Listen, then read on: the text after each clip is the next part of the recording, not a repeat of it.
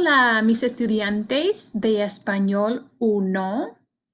Hoy continuamos con el vocabulario de contextos. You should be using your notes sheet that was returned to you in the Google Classroom from Parte 1. So our first segment of the Contextos vocabulario was Parte 1.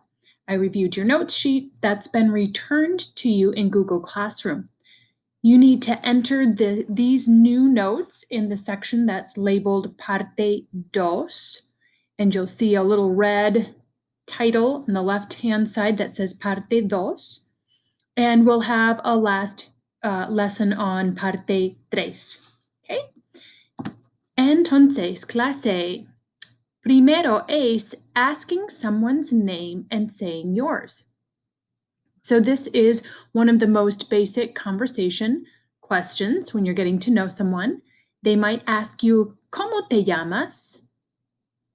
Or if you're asking someone that's a professional, someone that's older, you might ask them, ¿Cómo se llama usted? Okay, I would ask you, because you're younger than me, ¿Cómo te llamas?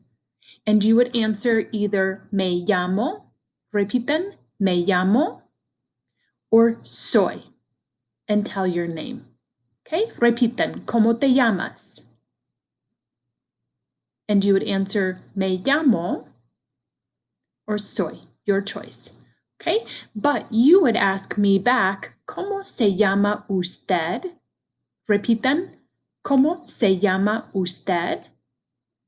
Y mi respuesta es, me llamo Señora Blanco or soy Señora Blanco. Just one, pick one.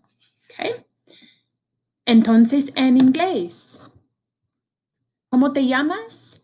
Y ¿Cómo se llama usted? Both mean what is your name.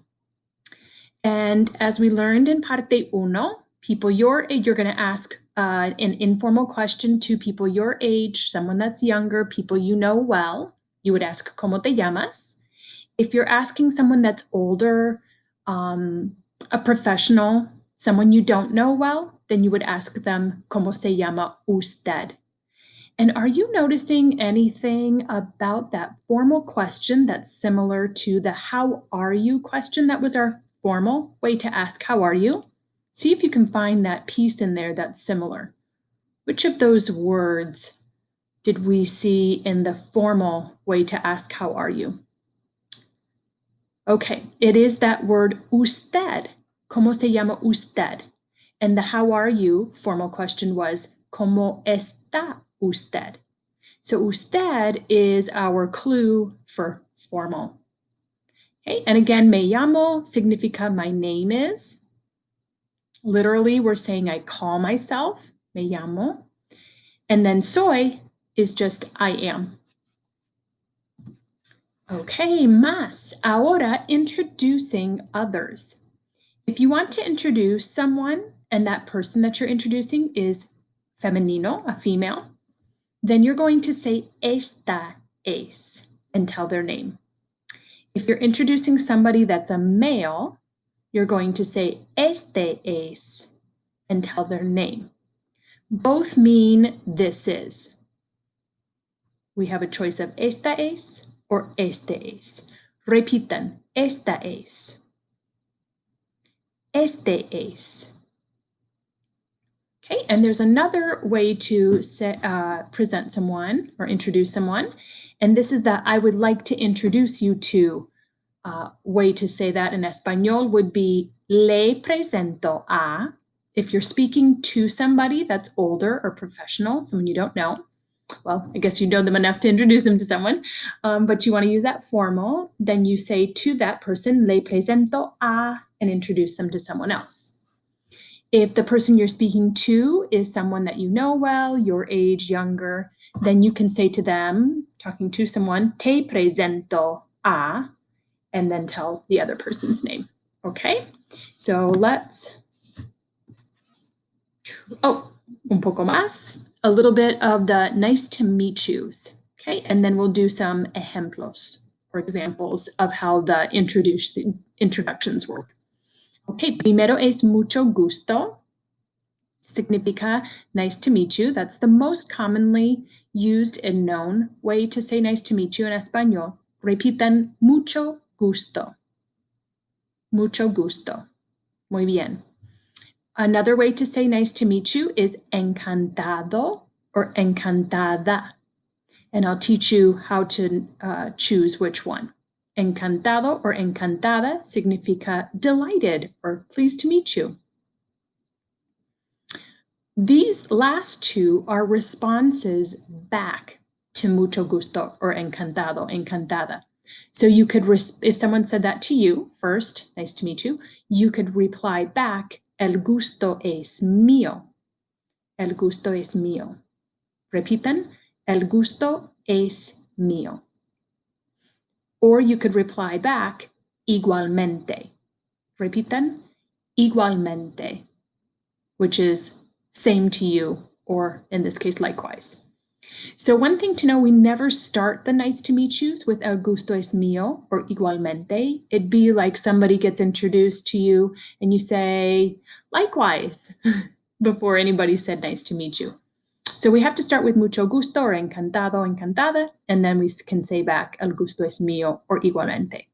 Can I just reply back mucho gusto or encantado, encantada? Absolutely. You don't have to reply back with el gusto es mío or igualmente. But it is kind of fancy to be able to say that, and you could impress somebody by knowing that. Okay, los ejemplos. Ahora, lo siento. Gonna move my photo here. See if I can, there we go. Ahora, okay, so this is me talking, and I'm introducing Laura and Fernando. Okay, so say I'm with Laura, we run into Fernando, and I say to Fernando, esta es Laura. Okay, and then I turn to Laura and I say to her, este es Fernando. Hey, now how would they say nice to meet you to each other? So Laura might say to Fernando, encantada, Fernando. So because she's a female, she'll only use the encantada. And Fernando could say back to her, encantado, Laura. Because he's male, he'll say encantado. Okay, más ejemplos. Lo siento. Okay, abuelo, I'm out with let's say I'm at home and my friends come over and my grandpa's there. And in Spanish-speaking countries, it's polite and expected that you would introduce people. And so if I had two friends stop over to visit and my grandpa was there, I might say to my grandpa, abuelo, le presento a mis amigas Rosario y Elena. So because I'm talking to my grandpa, who's older and a respected elder, I use the formal le presento a. Okay, but if I turn to my friends, mis amigas, Rosario y Elena, then I might say, Rosario y Elena, este es mi abuelo, el señor Miguel. And I use a title with his first name to show respect as well. That's a sign of respect when you use a title with someone's name. Okay, even though he's my grandpa, he's not my teacher or a doctor or something that I'm visiting, a professional, we still do that in Spanish for anybody that's older, our elders, to show respect. Okay, so my grandpa might say to Rosario y Elena, mucho gusto, and they could say back to him, igualmente. Okay, so just a quick read through one more time. Abuelo, le presento a mis amigas Rosario y Elena. Rosario y Elena, este es mi abuelo, el señor Miguel. Mucho gusto. Igualmente. Otros ejemplos, más ejemplos. Say that Rosario y Elena and I go out and we run into another friend of mine, Silvia. Again, in Spanish-speaking countries, it's expected that you would introduce people. It's a polite thing that we do. So I might turn to Rosario y Elena and say, or excuse me, I might be talking to them, and I might introduce my friend Silvia. So I could say, Rosario y Elena, esta es mi amiga Silvia. And then I turn to Silvia, who's my age and a friend that I know well, so I can use the informal te presento, and I might say, Silvia, te presento a mis amigas Rosario y Elena. And then to say nice to meet you, those two and her together, Rosario y Elena might say to her, mucho gusto, Silvia. And Silvia might reply back, el gusto es mío. So a last read through, Rosario y Elena, esta es mi amiga Silvia. Silvia, te presento a mis amigas Rosario y Elena. Mucho gusto, Silvia. El gusto es mío.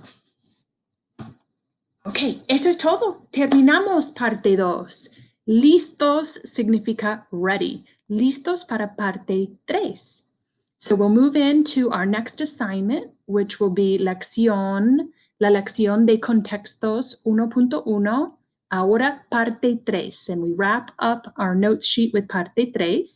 Continue with the same notes document. Do not submit that to me. You're going to wrap up with parte 3 and keep those for your own use for all of our practice work.